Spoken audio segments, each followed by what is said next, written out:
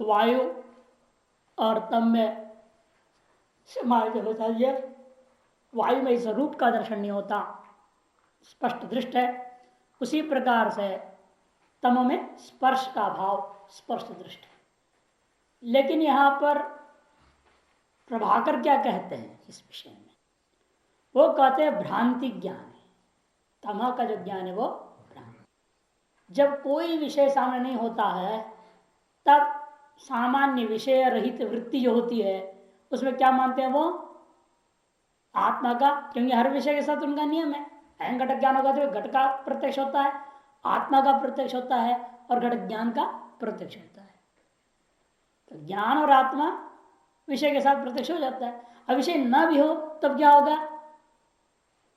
तब आत्मा का प्रत्यक्ष हो रहा है और कोई विषय नहीं है ना, तो इसलिए वहां नील का स्मृति आ जाती है। कहते हैं आलोक अदर्शने सती, आलोक अदर्शने सती ग्राहक भूत आत्मस्वरूप उपलम्भात। आलोक का, प्रकाश का न होने पर लेकिन ग्राहक भूत जो आत्मा है वो तो है ना सदा। तो ग्राहक कौन है? आत्मा। उसके स्वरूप की उपलब्धि तो रहेगी, अहम अस्मि। असामान्यतः नील द्रव्य स्मरण सती, और सामान्य रूप में क्या हो गया? नील द्रव्य का स्मृति आ गई। स्मृतित्व अग्रण्यता, लेकिन उसमें नील द्रव्य के स्मरण में स्मृतित्व को न ग्रहण करता हुआ तयोर भेद अग्रह निबंधन तमो नैल व्यवहार इति गुरुमतम। और स्मृतित्व का ग्रहण न होने से क्या हुआ? वो आत्मा का ज्ञान और नील का व्यवहार, नील का जो स्मृति, दोनों में अभेद ग्रहण हो गया। ग्राहक ने जो स्मरण किया था आत्मा ने, किसका? नील का, उसके साथ अभेद व्यवहार हो गया। तब क्या कहने लग गया वो? तमो नैल व्यवहार, तम में नीलता का व्यवहार हो गया, अर्थात नीलम तमः ऐसा व्यवहार हो गया। तम क्या है? आलोक का भाव। आलोक का आदर्श होने पर होगा ना, इसलिए आलोक का भाव, इसे तमो का अलग द्रव्य नहीं मान रहा प्रभाकर। आलोक का भाव में नील व्यवहार हो गया। किस आधार पर? आलोक का भाव को प्रत्यक्ष कौन कर रहा था? आत्मा। आलोक का भाव को प्रत्यक्ष करता आत्मा। तो क्यों? आत्मा ही सबका प्रत्यक्ष करता है, आत्म प्रकाश से प्रकाशित होता है।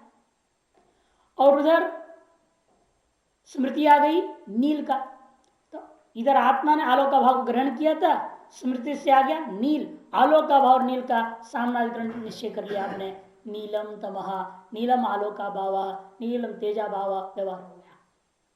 है भ्रांति। स्मृति और प्रत्यक्ष का सम्मिश्रण हो गया है। विवेक का आग्रह से विवेक ग्रहण हो जाए तो भिन्न भिन्न हो जाएगा। इति तदपि हास्यम। लेकिन कहते ऐसी मूर्खतापूर्ण बात उन्होंने कह दिया है, क्या कहा जाए उनको? हंसने लायक बात है, कोई गंभीर कोई सिद्धांत का बात है नहीं इसमें कुछ भी। क्योंकि सीधी सी बात है, उस समय यदि आलोक के अभाव काल में आत्मा ने आलोक भाव को देखने चला, स्मृति आ गई, तो आपने कहा नीलम तम क्यों बोला? फिर व्यक्ति ने अहम नीलम बोलना चाहिए। आत्मा के साक्षात्कार के साथ हुआ है ना वो। वही कह रहा है आत्मग्रहण से नैल स्मृत्या भेद अग्रह सती। ग्राहक कौन था? आत्मा। उस आत्मा का स्वयं प्रकाश है वो, उससे ग्रहण के साथ में, प्रत्यक्ष के साथ में नैल स्मृति का यदि भेद का आग्रह हुआ है तो इदम नीलम न होकर के व्यवहारम अपहाय अहम नील व्यवहार स्वीकार प्रसंगात, अहम नील ऐसा व्यवहार होना चाहिए था। इदम नील क्यों हो गया? और उस इदम में आपने आलोक का भाव को ले लिया तम शब्द से, हैं? ये सब गौरव कैसे हो सकता है? और दूसरी बात, भ्रांति किसी चीज को तब मानी जाती है यदि वह देशांतर में कालांतर चक्र बाधित हो। जो ज्ञान कभी बाधित ही नहीं हो रहा हो कभी भी कहीं भी, उस ज्ञान को आप भ्रांति नहीं कर सकते हैं। और ये जो ज्ञान है नीलम तमह ज्ञान, इसका कभी बात हो रहा है?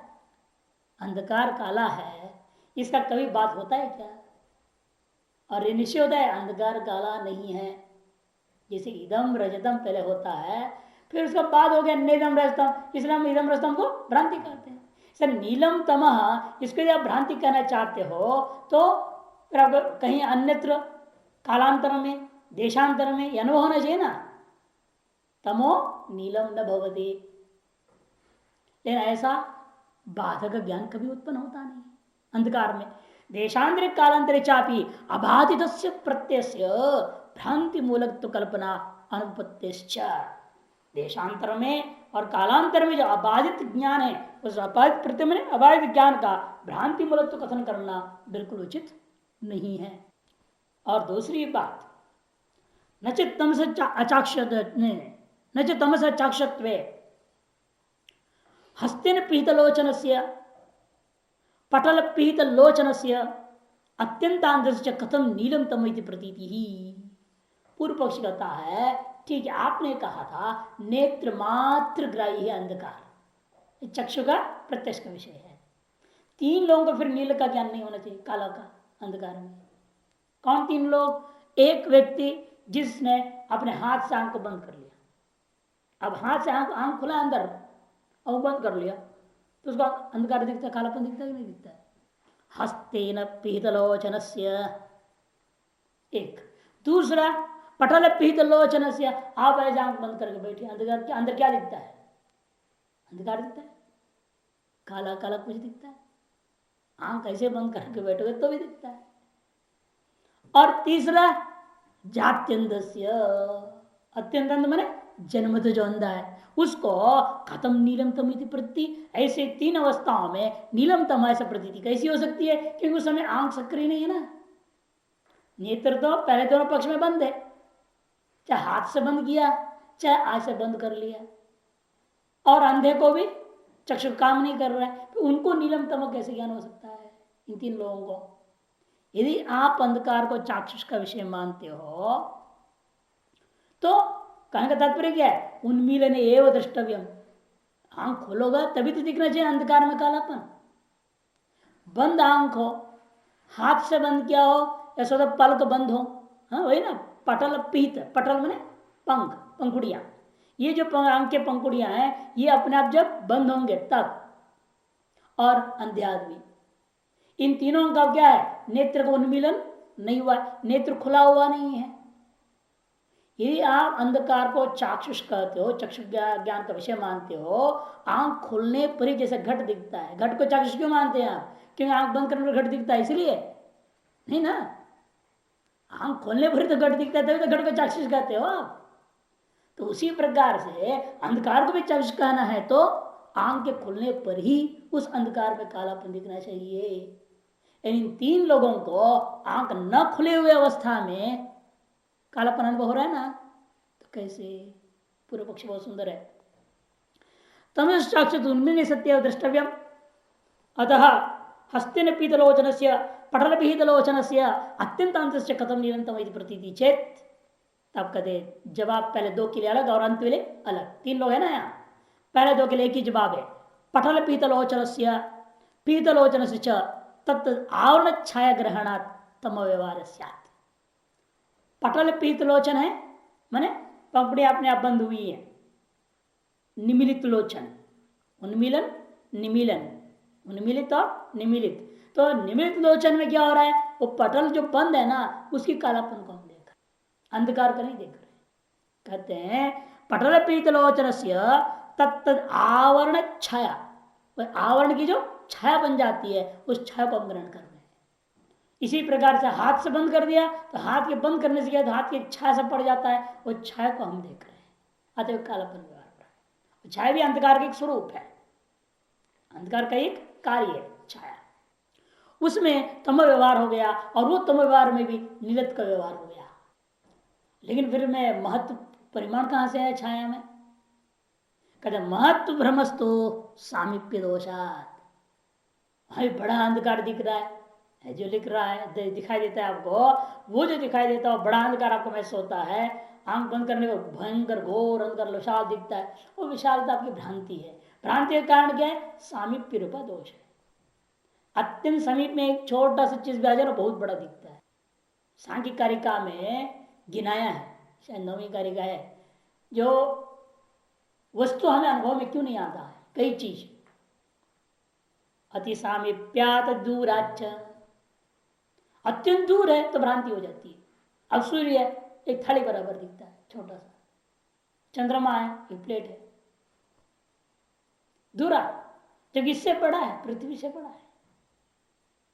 यहां से आपको एक प्लेट के बराबर दिखता है, और अत्यंत समीप पे आंख के पास अगर इतना छोटा सा भी एक कीटाणु हो, वो भी आपको लगता है बहुत बड़ा, पूरा आंख को बंद कर दिया उसने, बड़ा लगता है। अति सामीप्य, अति सूक्ष्मत्वात्, अनेक हेतु दिया, न दिखने के प्रति या भ्रांति के प्रति। अत्यंत दूर का दिखता भी नहीं है। अब कितने आपको आकाश में तारामंडल दिखते हैं? कुछ नहीं, जो आंखों को आप दिख रहा है। एक दूरबीन लगाइए, टेलीस्कोप, उसमें से देखिए, इसका 2 गुना दिखेगा। उसे बड़ा टेलीस्कोप ले लो, उससे भी ज्यादा दिखेगा। नासा में बहुत बड़ा 27 किलोमीटर लंबा है, सारी बड़ी भूमंडल उसके अंदर सारा दिखाई देता है। इतने हजारों ग्रह नक्षत्र तारे कहाँ क्या हो रहा है, सब वहां बैठे हुए देख सकते हैं। जो हमें दिख रहा है वो कहते हैं 1% आपको दिखता है बस, और उसमें भी जो दिख रहा है वही पूरा नहीं है। अनंत ब्रह्मांड में बहुत कुछ और बाकी है। सबसे बड़ा उन्होंने बना लिया, अधिक से अधिक ग्रहण करने की क्षमता वाला बना लिया, उससे आगे बना नहीं पा रहे, उनके पास दम है ही नहीं। भौतिकता की इतनी सीमा है, क्या करें बेचारे। जितने उसे दिख रहे उसमें वही उनके लिए बहुत बड़ा है, इससे 100 गुना तो दिख ही रहा है ना। 1% आपको दिखता है हमको, परमात्मा की माया में पता कितनी ही। और तीसरे कहते हैं कि देखो वो जो है सामिप्य दोष, महत्व जो है वो भ्रांति, वो सामिप्यता के दोष की वजह से है। पक्षमादि नाम अग्रहण, तो अब प्रश्न उठता है, फिर हम आंख को बंद जब करते हैं पटल से, तो एक पटल तो दिखनी चाहिए ना आंखों को, अंदर से खुला है ना, आप सो तो नहीं रहे हैं। जब सोए नहीं है, जगह और आंख बंद है, तो पटल अंदर से दिखनी चाहिए हमारे आंखों को, वो क्यों नहीं दिखता है? कहते हैं अग्रहण तो निमीलन दशायाम आलोक अभाव। 2 दशा है। निमीलन दशा में वहां प्रकाश नहीं आ रहा है, कहा बाहर से कोई लाइट है कि जा रहा है अंदर में जो उसे दिखाई देगा। आंख को वायु विषयों को दर्शन करने के लिए आलोक की सहायता अत्यंत आवश्यक है। इसलिए नेत्र स्वभिन्न इस पक्ष को ग्रहण करने के लिए भी आलोक की जरूरत है। वहां आलोक न होने से पटल नहीं दिखता है निमीलन दशा में। उन्मीलन दिशा में क्यों नहीं दिखता? फिर यूं देखेंगे तो भी नहीं दिखता है ना, क्यों नहीं दिख रहा? तब कहते हैं नेत्र का ज्योति जो निकलती है कृष्ण ताराग्रवर्त से, उसके सीध में पटल आते नहीं है। इस दोनों ही दिशा में पटल नहीं दिखाई देते। उन्मीलन दिशायाम आर्जव स्थिति अभाव, आर्जव स्थिति में उसके सीध में आना चाहिए, उसके सामने आना चाहिए, उसके सामने आ नहीं रहे, ऊपर नीचे हो गया ना, अब सामने है नहीं, इस दिखा नहीं देता। तो निमीलन दिशा में आलोक का अभाव तो नहीं दिखाई देता है, उन्मीलन दिशा में सीध में न होने के कारण से नहीं दिखाई देता है। जब पटल देखने की कोशिश करोगे, ऊपर भी करोगे ना, तब तो वो भी ऐसे ऊपर चढ़ जाता है, आपकी रोशनी आर पार हो जाएगा, पर पटल में नहीं छू पाएगा। आंख की रोशनी जो है यूं निकल जाती है, ये दिखाई देने लगता है, भौवे दिखाई देने लग जाते हैं। लेकिन वो पटल ऐसा घुस गया ऊपर, वो पटल नहीं दिखता, पकड़ना पड़ता है, पकड़ के देखना पड़ता है तो दिखाई देता है, तो दिखाई देता है। इसलिए कहते हैं कि उसको सीध में लाओ या तो किसी तरह से, तो दिखाई देगा। और रही अब अंतिम तीसरा पक्ष कौन था? अत्यंत अंधा, जन्मांध। अत्यंत अंधा नाम पुनर् नील बुद्धि रेव असिद्धा। अत्यंत अंधा जो जन्मांध है, उनको नील बुद्धि तो हो ही नहीं सकती, देखा ही नहीं कभी उसने जिंदगी में, कहा स्मृति भी नहीं कर सकते, संस्कार भी नहीं कर सकते, कुछ भी नहीं कर सकते। हाँ, सुनी सुनी क्या जरूरत, बोल सकते, सुन करके बोल सकते हैं। अंधकार काला होता है, दिन में रोशनी सफेद होता है, सुन के बोल दें। जैसे तमसीव प्रविष्टो हम इत्यादि वाक्यम पुनः अमृत पाहत पीतम इत्यादि वाक्य वाक्यांतर श्रवण जनित संस्कार अवश्य द्रष्टव्य। पर कैसे कहता है मैं अंधकार में प्रवेश कर गया हूं? लगता है, लगता इव है ना, तमस इव प्रविष्टो हम, ऐसे लगता है मैं अंधकार में घुस गया हूं। जब बाहर धूप में चला हो अंधा और जब कमरे में जाता है तो उसे ऐसे ही लगता भी है कि पटल के ऊपर जब प्रकाश पड़ते हैं ना, यदि जन्मान तो है, पर संस्कार है। लेकिन उसको कैसे संस्कार होगा कि दूसरे से सुना, दूसरा सुनता क्या है, दूसरे हम लोगों को भी यही होता है, भयंकर प्रकाश अंदर आ जाओ, अंधकार अंदर कुछ नहीं दिखता है, आदमी भी नहीं दिखता, कुछ भी नहीं दिखता, कहाँ बैठना है कुर्सी नहीं दिखता है, फिर थोड़ी देर आंख बंद करो, यूं करो, इधर उधर करो, फिर देखो तो दिखता है। सर्वानुभव सिद्ध है ज्येष्ठ मास वगैरह में। तो ये वो बात तो सुना हुआ है, वो भी वही कहने लग जाता है। तमसी वो प्रविष्टो हम इत्यादि जो वाक्य पुनः उसी प्रकार के, जैसे किसने कह दिया अमृत में पात पीतम, किसने कह दिया ऐसे मैंने पानी पर जैसा मानो अमृत पी लिया। अमृत को किसने छका तक दुनिया में देखा है? किसने अमृत को पिया है? किसने सुना है? स्वर्ग में होता है अमृत मंथन हुआ था समुद्र में, वो अमृत निकला, वो सब देवता लोग कुछ पी गए, कुछ कलश वहां रखी हुई है, वहां है, सुना है। किसी ने अमृत तो पिया नहीं। इन व्यवहार सब करते वाह अमृत जैसे बना हुआ है, क्या बढ़िया बना हुआ है। नहीं, जहाँ आमरस बनता है ज्येष्ठ शुक्ल एकादशी में, निर्जला एकादशी, तो क्या कहते वाह अमृत जैसे बना हुआ, इतना बढ़िया है। किसी ने भी अमृत पिया नहीं, सब सुना है और उसकी तुलना दुनिया में दे देते किसी भी चीज के साथ। तद्वत अंधकार बारे में जो अंधा बोल रहा है, सुने हुए के आधार पर बोल दे रहा है। कितना सुंदर दृष्टांत दिया। अमृत में पाद पीतम इत्यादि वाक्य के समान वाक्यांत श्रवण जनित संस्कार वशात, वाक्यांत श्रवण से जनित जो संस्कार है उसके वजह से अंधा ऐसा व्यवहार भले कर लेता है। दृष्टव्य और कल श्रुति प्रमाण भी बोला था ना, वो श्रुति दिखा रहे देखो, तम कृष्णम व्यक्तम अस्तित श्रुति तमसो नील रूपताम अनुवदती। अंधकार कैसा है? काला है। कैसा है वो? व्यक्त है। और कैसा है वो? चलायमान है, चल है। अस्तित्व ने चल वाला है, क्रियावान है। वेद ने भी बात कहा है, ये वेद वाक्य है। तमः कृष्णम व्यक्तम अस्तित इति, अस्तित्व अस्तित्व में बैठा हुआ, अस्तित्व में चलायमान चलता फिरता वाला। श्रुति तमस नील रूपताम अनुवदती, नील रूपता का अनुवाद करता है। ये अनुवाद रूपी अर्थवाद होते हैं ये, क्योंकि जो लोग सिद्ध है उसको वेद कह रहे हैं ना। वेद में कोई नई बात कहे तो वो अनुवाद नहीं मार्ग का प्रामाणिक मानी जाती है। ये अनुवाद है, लोक में है, उसी को कथन कर दिया। जैसे कह देते हैं अग्नि हिम से भेषजम, अग्नि जो है ठंडी का दवाई है, तो लोग सिद्ध है, कुत्ता बिल्ली सबको पता है। हाँ, वो भी आगे बैठते हैं ना जब आप भाग सकते हैं, और डर के मर नहीं भी है तो आप लोग सब उठ के चले जाएंगे, बाद में वही सब बैठे रहते बारात में मस्त वहीं सोते हैं। तो सबको पता है, जानवर को पता है, वेद बोलेगा तब मालूम होगा क्या कि वेद बोलने से प्रामाणिक हो गया कि बात लोक सिद्ध है। इन वेद ने किसी अन्य उद्देश्य से उसको अनुवाद कर देता है। अग्नि की स्तुति आदि के लिए उसके स्वरूप का कथन कर रहा है वहां पर, लेकिन वो जो स्वरूप कथन कर रहा है कोई अपूर्व कथन नहीं है, लोक सिद्ध कथन है। इसे कथन अनुवाद पूरा रूपा अर्थवाद है। उसी यहाँ पर भी अनुवाद रूपी अर्थवाद यह होने से यह अनुवाद रूपा अर्थवाद अंधकार में काल रूप के प्रति प्रमाण हो गया। तस्मात् द्रव्यांतरम तमः नीलात्मकत्वात्, इसे तमः द्रव्यांतरम नील रूपवत्वात्, यह अनुमान से हो गया। नीलोत्पल नैलिवत, दृष्टांत क्या है? नीलोत्पल वाला नील रंग के समान।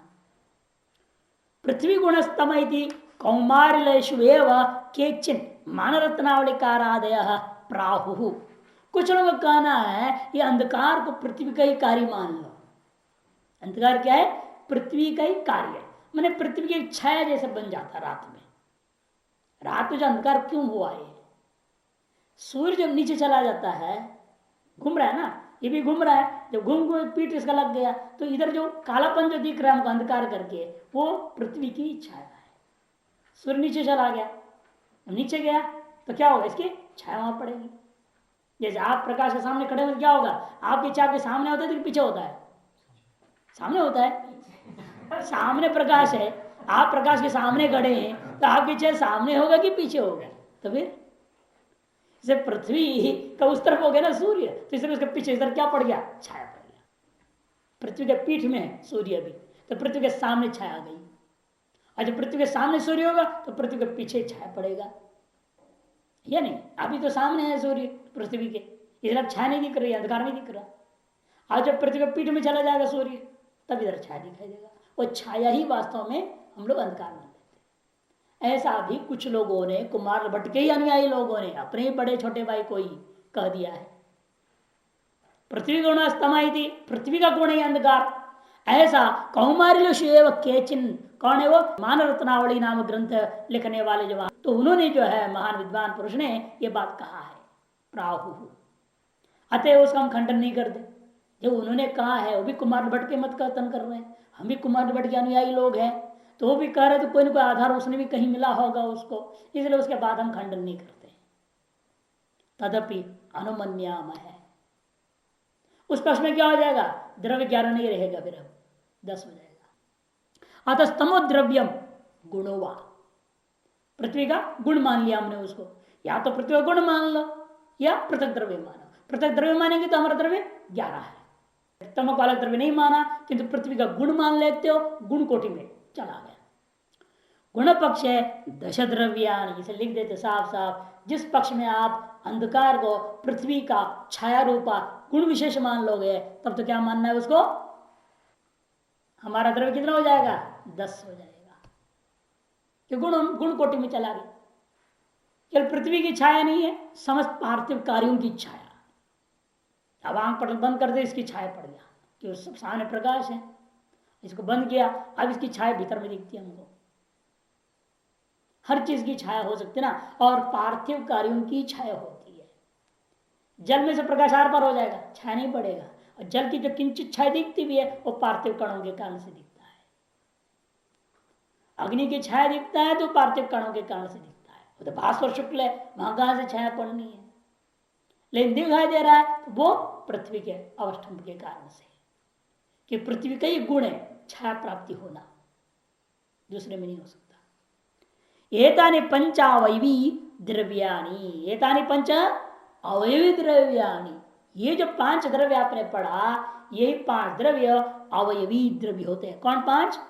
पृथ्वी, जल, तेज, वायु, हाँ तमहा। आकाश नहीं गिना देना जैसे वहां रखा हुआ याद है। तमह, ये 5 जो द्रव्य हैं ये कैसे हैं? अवयवी द्रव्य होते हैं। ये 5 के 5 सावयव द्रव्य हैं। इनके अवयव कौन है? अवयवाश्च परमाणव, परमाणु इनके अवयव होते हैं। अत्र अवयव व्यतिरिक्त, अवयव एक वकार नहीं, अवयव व्यतिरिक्त अवयवी सद्भाव प्रतिषेध बौद्धास्तु। बौद्ध लोग क्या कहते हैं? अवयव से भिन्न, अवयव व्यतिरिक्त, अवयव व्यतिरिक्त हो गया है, अवयव व्यतिरिक्त कोई अवयवी नाम के पदार्थ को, द्रव्य को वो मानते नहीं है। बौद्ध लोग खंडन कर देते हैं। सद्भाव प्रतिषेधयंता, अवयव के सद्भाव का प्रश्न कर दो बौद्धों का, लिए आपने क्या जवाब देना है? जवाब सुन लो। महान एको घट इत्यादि अबाधित प्रत्यक्ष प्रमाण बलेना परिहर्तव्य। एकत्वेन महत्व परिमाणवत्वेन जो घट का अनुभव हो रहा है वो अबाधित अनुभव है, इसके द्वारा ही उनका तर्क खंडन हो जाएगा। नहीं तो घट में एकत्व कैसे हुआ? महत परिमाण कहां से आ गया? यदि परमाणु पुंज है, वो परमाणु का पुंज है, उस रूप में परमाणु बैठे हुए हैं, किसी तरह से परमाणु ऐसे टिके हुए हैं।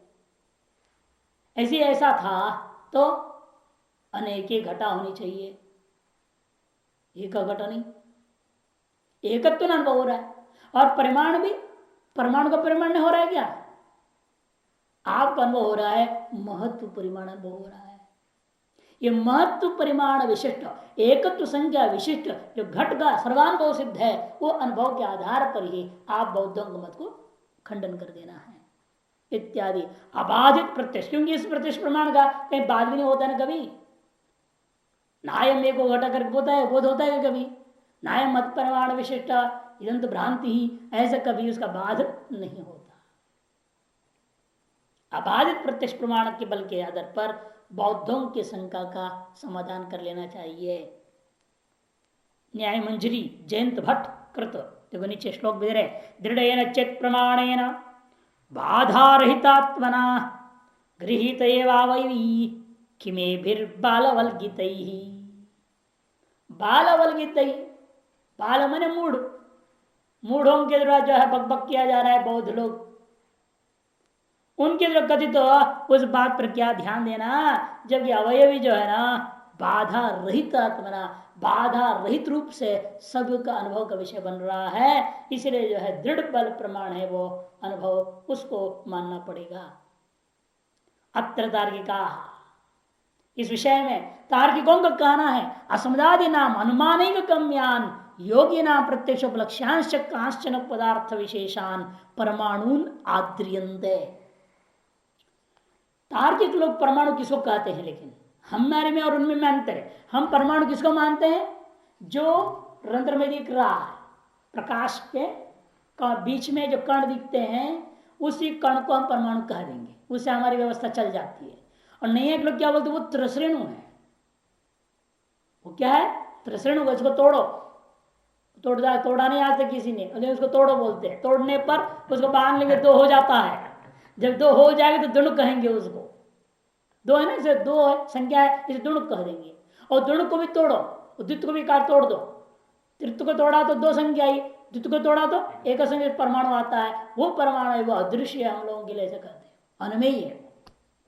त्रसरेण सावयवाः कार्यारंभकत्वात्, दुणुक सावयवाः महदारंभकत्वात्, परमाणव निरवयवाः महद अनारंभकत्वात्। दुणुक में महद परिमाण नहीं है, संख्याकृत परिमाण माना गया, वहां द्वित्व संख्याकृत परिमाण आया। इस तरह से उनके जो अनुमान है वो सबका खंडन करने जा रहे। देखिए, अस्मदादि नाम अनुमानिक गम्यान, तार्किक लोगों का कहना है ये जो अवयव रूपा जो परमाणु हमने कहा, उन परमाणुओं को वो अनुमानिक गम्य मानते हैं, और अथवा योगियों को प्रत्यक्ष गम्य मानते हैं। योगियों का प्रत्यक्ष उपलक्ष्य है ऐसा मानते। कांश्चन पदार्थ विषान, कुछ ऐसे पदार्थ विशेष है जिनको वो लोग परमाणु नाम से आदर करते हैं। तैरिदम अखिलम अवयवी द्रव्यम कुलालैव घटम परमेश्वर सृष्टि काले दुणुकादिक्रमण विरचयति कविरिव काव्यम अखिलमपि वेदराशिम आरचयति संहार काले च बालकैव घटम चतुर्विधम अवयवी द्रव्यम परमाणु पर्यंतम विनाशयति प्रतिपन्ना। इतना ही वो क्या मानते सृष्टि की प्रक्रिया वो भी बता रहे। तैर इदम अखिलम अवयवी द्रव्यम, ये जितने भी अवयवी द्रव्य है उनके यहाँ तो चार ही है, पांच नहीं, पृथ्वी जल तेज वायु, बस। कुलालैव, वो ऐसे मानते हैं जैसे कि कुलाल घट का निर्माण करता है, ऐसे सृष्टि काल में परमेश्वर ने उन परमाणु को जोड़ दिया, अपने संकल्प से दुणुक बना दिया, फिर उन तीन दुणुक को जोड़ दिया तो त्रसुणुक बना लिया। इस क्रम से सारा अवयवी द्रव्य जगत का उत्पत्ति किया है। दुणुकादि क्रमेण विरचयति, और वेद को भी उसने रचना की। कविरिव काव्यम अखिलम वेद राशि मारचेती, संपूर्ण वेद राशि की उसने रचना करी है, और इन सारे को मिटाता भी है संहार काले च बालक ही वह घटम। जैसे बालक घट को तोड़ देवे, वैसे परमेश्वर ये सारा संसार को भी अपना मौज है, खेलते रहा और इच्छा बस थक गया, तोड़ दिया, मिटा। जैसे बच्चे खेलते रहते हैं, घर बनाते सब बनाते हैं ना रेत रुत में, और शाम हो गया माँ बुलाती है तो सब एक लात हमारी सबको तोड़ फाड़ करके चल दिया, हो गया टाइम हो गया, चलो। ये संगार काल आ गया, परमात्मा ने सब तोड़ फाड़ करके खत्म कर दी। बालक में घटम चतुर्विधम अवयवी द्रव्यम, चार प्रकार का जो अवयवी द्रव्य उसको परमाणु पर्यंत विनाश है, परमाणु पर्यंत विनाश कर देता है। इति प्रतिपन्ना, ऐसा उनका दृढ़ निश्चय है।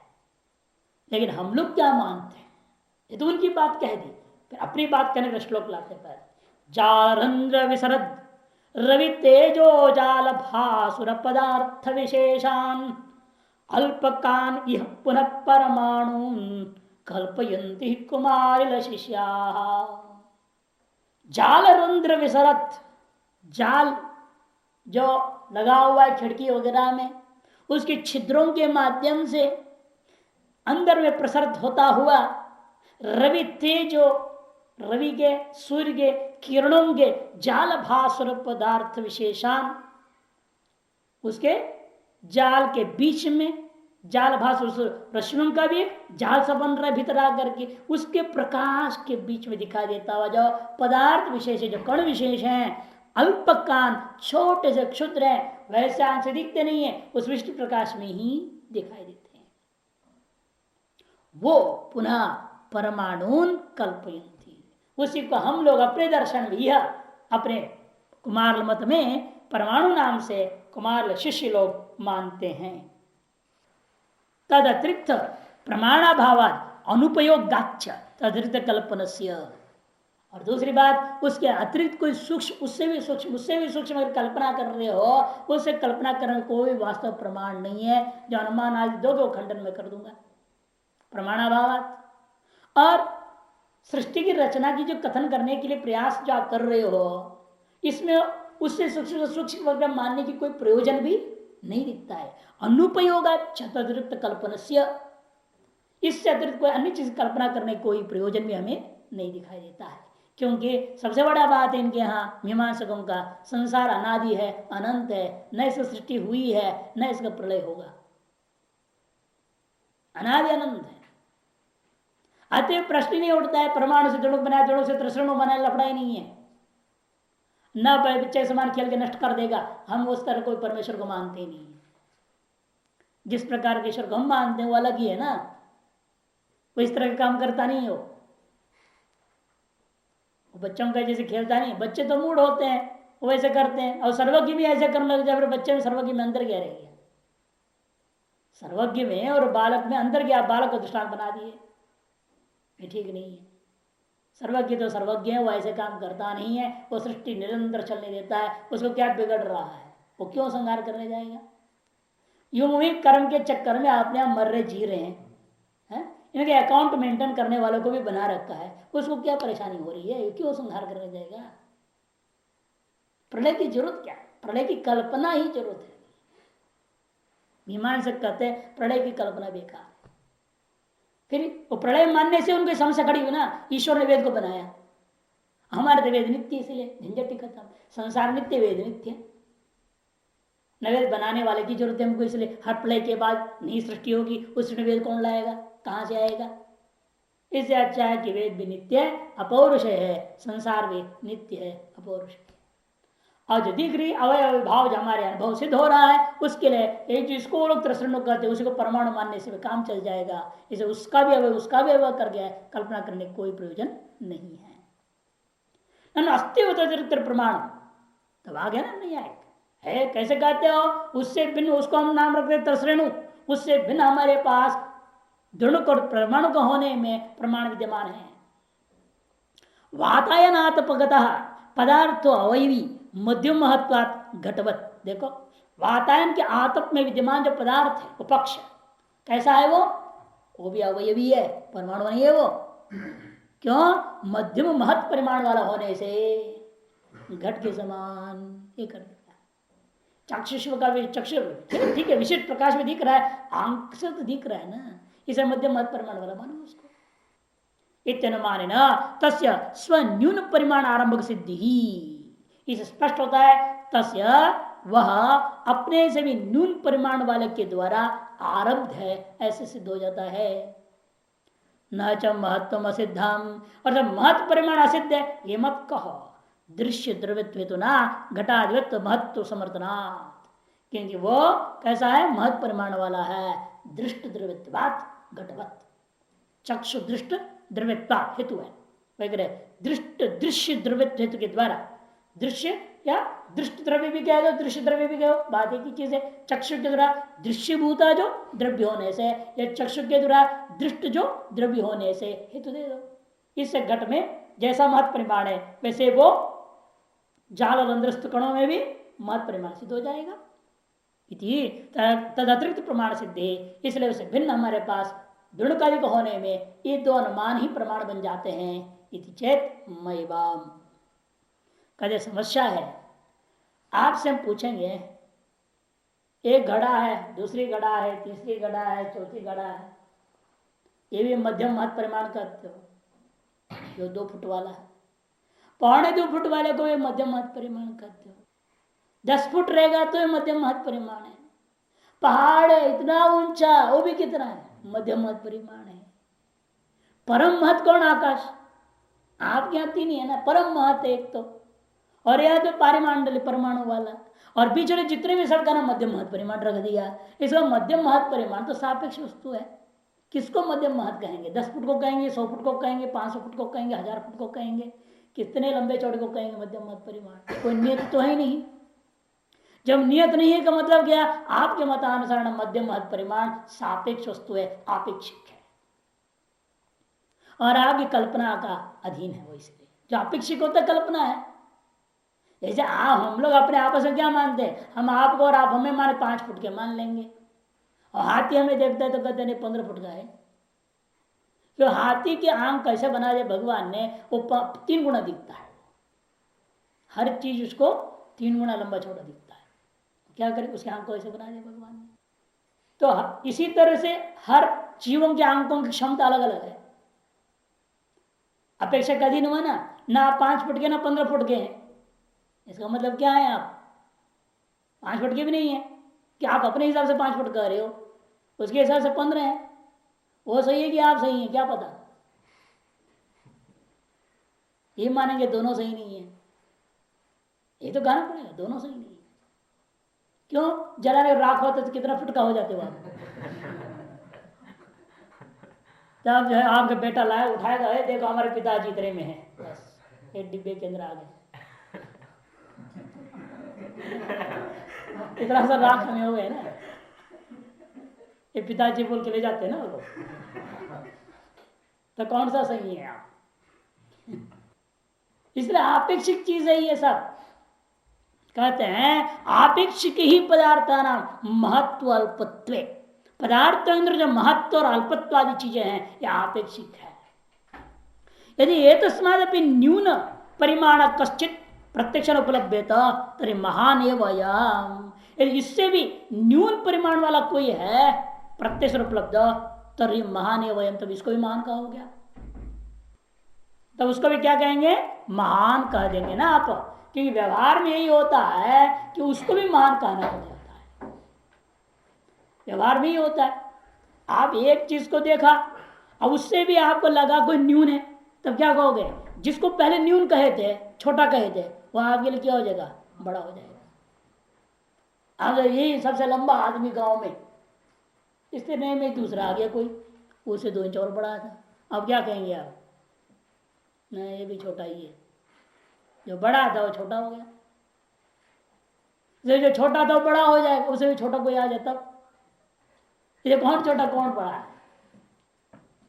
ये सब आपेक्षिक बातें हैं। यदि एक भी न्यून परिमाण कश्चित प्रत्यक्ष उपलब्ध, यदि उससे भी न्यून परिमाण वाला किसी वस्तु का प्रत्यक्ष उपलब्ध किए होते तो तर्री महाने वयम, तब जिसको अभी न्यून कह रहे थे वो क्या हो जाएगा? मान हो जाएगा। सच नोपलब्ध थे, और उपलब्ध ही नहीं हो रहा है प्रत्यक्ष प्रमाण से, इसलिए इसी को न्यून मान लो, सबसे छोटा। क्योंकि उससे भी छोटा कोई उपलब्ध हो रहा है क्या? आप अनुमान से क्यों बनाने जा रहे हो? आपेक्षिक वस्तु यदि ऐसा अनुमान करने लग जाओ, मैं और भी अनुमान हो, परमाणु सावयव कार्य आरंभ करता है, फिर उसका क्या नाम? क्या? डाणु सावयव। और वो भी इसका काणु सावयव नाम रखते जाएंगे। क्या है? नाम ही तो रखने, कल्पना करते जाओ, उसके पे उसके पे उसके पे, कोई अंत ही नहीं रह जाएगा।